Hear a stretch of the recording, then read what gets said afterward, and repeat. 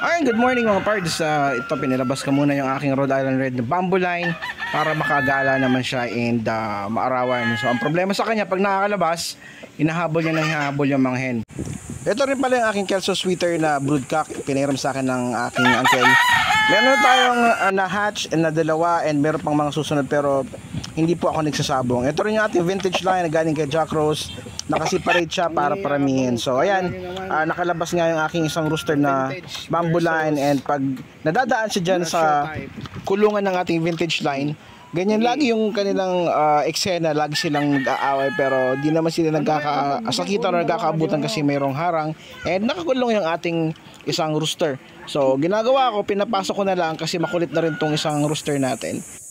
Meron nga palang nagtanong sa akin kung ano daw ginagawa ko sa aking kulungan, kung bakit walang amoy and walang langaw. Isa lang naman yung explanation natin dyan mga pards. Pinapanatili natin na laging disinfected yung kulungan every other day. Gamit natin yung Zone Rocks.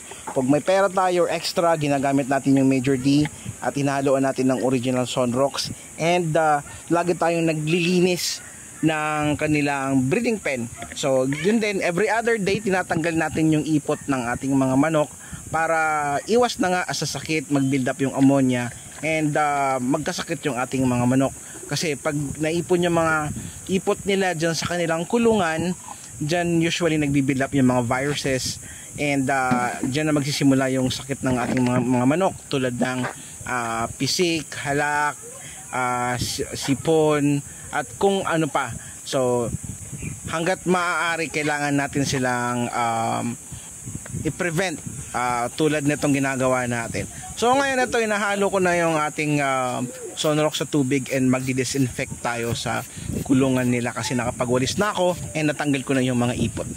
Isa rin sa mga practices ko dito sa ating manukan ay ang regular na pagpapainom ko ng probiotics na ginawa natin. Yun yung pinaghalo-halong daon ng malunggay, molasses, hugas bigas at marami pang iba. Papakita natin yan sa susunod na video kung paano gawin yun mga parts.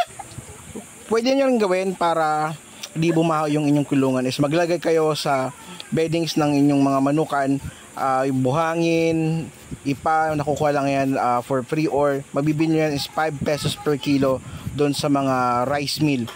Maliban sa pagtanggal ng mga ipot sa ating breeding pen is pinupuntahan ko rin yung mga paboritong tambayan ng ating mga manok.